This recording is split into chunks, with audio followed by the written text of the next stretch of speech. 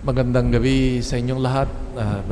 Blessed evening, blessed day for those who are worshiping with us through this live stream. I would like to focus this reflection on the first reading, which is we have been reading from this book of Exodus, the journey of the people of God towards Promised Land. And it provides us several points to ponder upon that would help us also, I think, that is reflective also of our own experience, life's journey as individual believers and as a community.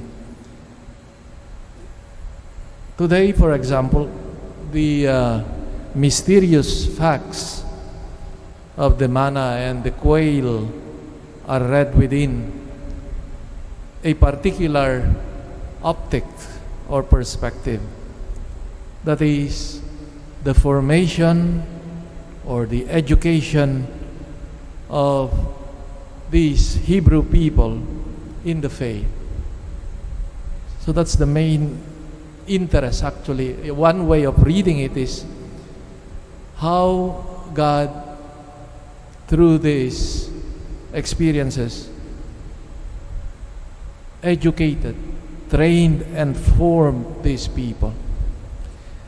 And gripped by the risk of hunger, the agonizing risk for anyone, along with the thirst in the desert,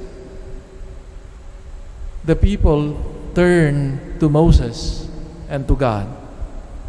The people's protest is at the same time an invocation, a prayer in which terror and fear reign. So trust in God is in crisis here.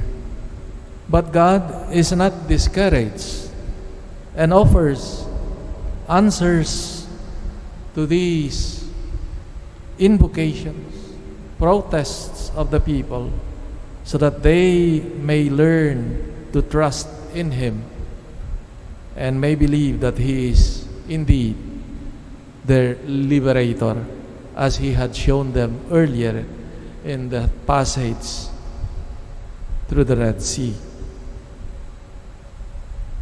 God is presented here as the supreme guarantor of their life, also in their material needs. That which God expects, on the other hand, from the gifts to His people is a response of faith, a reaction, personal and collective at the same time, which from this miraculous fact goes back to putting his own life in the arms of God and trusting oneself completely to Him. The patience of God in forming, in educating His people, educating us in the faith, is indeed infinite, as shown in the very history of the people of God, Israel, and that of the New Testament. Faith in God is a difficult response that should go maturing day after day, raising up to God our own supplications, invocations, even protest, and accepting His gifts. Faith grows with the awareness that we are also like the people of God coming out from Egypt, and that every day God nourishes us in an unexpected way. And it is consoling that in our difficulties at times to trust. And at times our own protests to God. God looks at us with mercy and compassion as He did in the Old Testament. The point, I think, is that we continue to be open. We continue to open our hearts, our lives to Him who knows what is best for us. Just like the experience of these people, protesting even or blaming even Moses. Yet God continued to treat them with compassion and mercy. Dear friends, as we face the challenges of life, I think the fundamental attitude of openness, that even in our difficulties, we protest even to God. Yet the important thing is that we do not close ourselves, because if we close ourselves, God cannot do anything. And as I've said, our life of faith is not a one-time, big time, like a grown-up tree. It grows, it develops, it matures.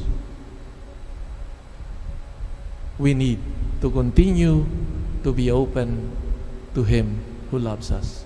And that is the beautiful point also of the first of the gospel reading today. Now, the seeds that gave fruit, good harvest, were seeds that fell on the good ground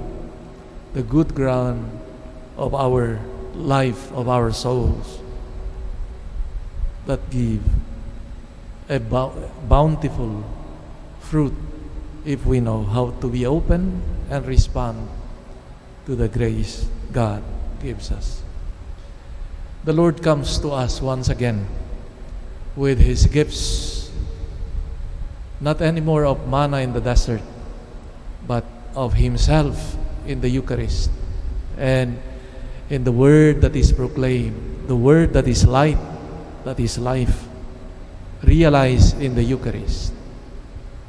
We have greater, far greater, million times greater than the manna in the desert, the Eucharist, with which Jesus gives us of Himself. May we continue to grow in our trust in Him who loves us. Continue to be open, even in the midst of our disillusionment, of our problems and burdens. And may His power, His blessings be our strength. Amen.